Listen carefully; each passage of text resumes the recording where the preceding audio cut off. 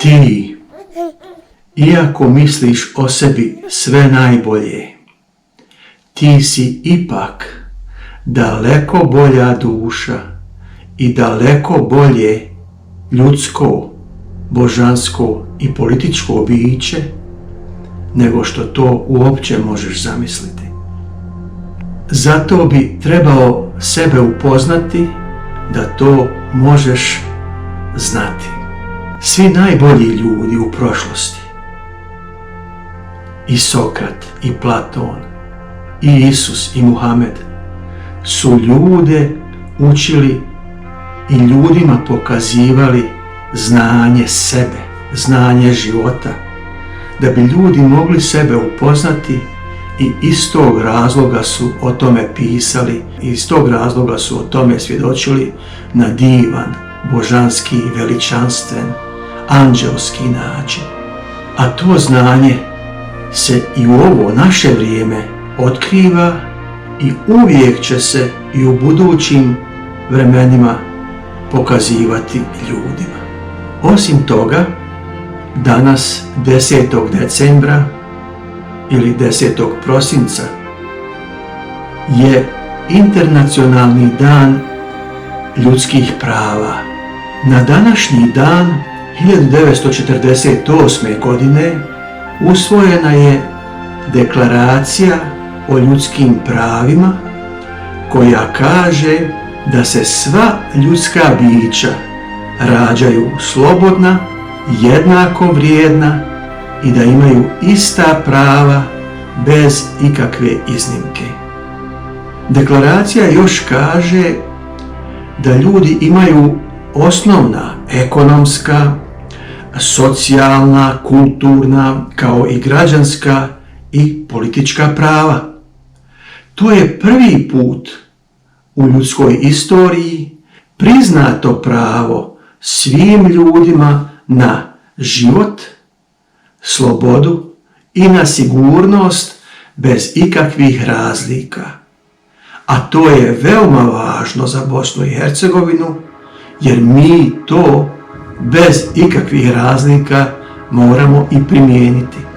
A kod nas su razlike dobile najveću moguću važnost, a vidite, kad su ljudi u pitanju, te razlike ne bi smjele imati ama baš nikakvu ni važnost, ni vrijednost. Zato mi u ovoj generaciji moramo ispravno postaviti politike koje su ranije pogrešno vođene. Godinama i vijekovima unatrag naše politike su pogrešno vođene. A to su ljudska politika, to jest politika za ljude. Ona je pogrešno vođena. Ljudi nisu shvaćani kao ljudi. Govorna politika ili politika jezika, pa mi smo naš jezik žrtvovali i podčinili mnogim drugim jezicima. To je isto bilo pogrešno. Zatim vjerska politika, to jest božanska politika. U mnogim religijama koje naši ljudi zastupaju, oni govore samo o vjerovanju, a znanje poistovjećuju sa vjerovanjem.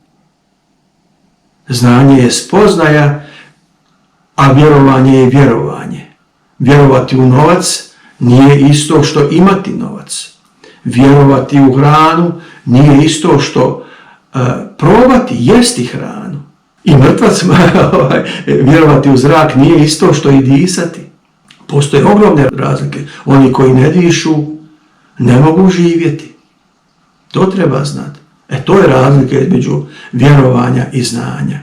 Vjerovanje nije ta realna faza. Vjerovanje je samo predigra, uvod, ali stvarni početak spoznaje života počinje samo sa znanjem. Bez znanja vjerovanje je apsolutno prazno, tako da ono se može nazvati i praznovjerjem.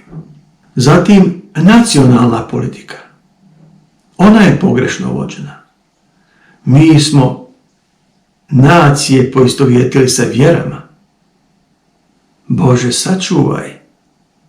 Nacija je vezana za državu, za državnu vlast, za državne institucije, za teritorij, za sigurnost, za sigurnosne institucije i za vojnu silu i za suverenitet.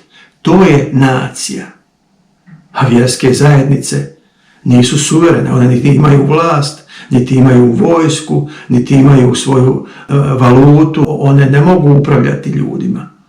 Dakle, vjerske zajednice nisu nacije, a kod nas se upravo one, pripadnici vjerskih zajednica, se poistovjećuju sa nacijama i to je totalno pogrešno i daje im se čak epitet nacije, što je totalno van pameti i naravno utječe i ugrožava naše živote.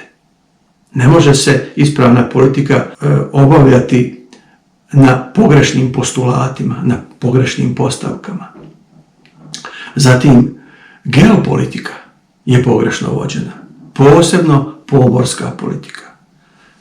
Pa to se očituje, to se vidi iz takve nepodnošljive lakoće davanja našeg sutorinskog, morskog, primorskog prostora Crnoj Gori, koje su prije naše generacije poklonili Đuro Pucar i Avdo Humo, a to su potvrdili naši političari poput Dragana Čovića, Bakira Izetbegovića, Milorada Dodika i svih njima pridruženih slabića i kukavica koji su izmislili da je nekakva Badinterova komisija onemogućila nama povrat sutorine.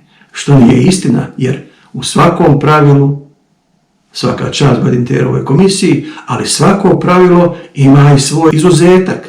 Jer nije mogao Badinter pretpostaviti da je neka budala ili da su neke budale poklanjale naš morski teritorij bez našeg znanja, bez pitanja i bez odluka državnih organa.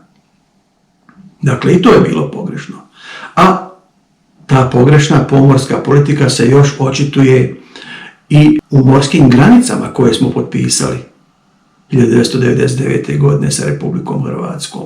Tad su morske granice prihvaćene bez slobodnog koridora za slobodnu plovidbu do otvorenog mora. Evo vidite, i to je pogrešno. I na toj osnovi ste kasnije Čoviću, Izetbegoviću, Dodiku dozvolili izgradnju Pelješkog mosta, što je opet protiv naših pomorskih interesa i onemogućava nam izgradnju luke koja je moguća na poluotoku Kleku.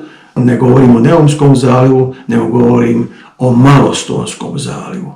Na poluotoku Kleku je moguće izgraditi pomorsku luku za Bosnu i Hercegovinu.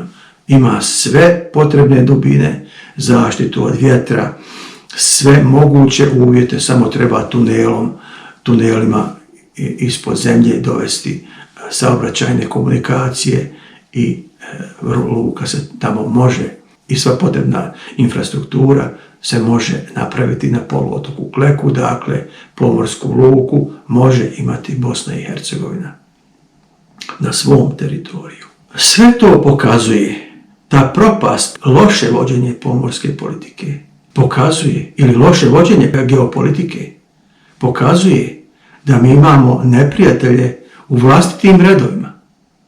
Nisu samo krive susjedne države. I mi u vlastitim redovima imamo vlastite neprijatelje koji nas uništavaju. I mi zbog toga njih moramo pobijediti. Htjeli, ne htjeli, mi njih moramo političkim sredstvima i svakim drugim demokratskim sredstvima pobijediti. Tako da onda normalni ljudi, domoljubi, patriote, koji žele dobro sebi, koji su prijatelji sebi, koji su prijatelji vlastitoj državi, vlastitom narodu, da oni vode politiku. Da prijatelji vode politiku za prijatelje. Da ljudi vode politiku za ljude, a ne da neprijatelji vode politiku za nas, za ljude. Eto tako, to je uvod, a idemo nastaviti dalje. Ako ti se sviđa ovaj video i ako podržavaš ovu ideju, molim te klikni na subscribe dugme, besplatno je, i pritisni na zvonce tako da dobiješ obavijest kad objavim novi video. Također klikni na like, a do novog gledanja primi puno pozdrava.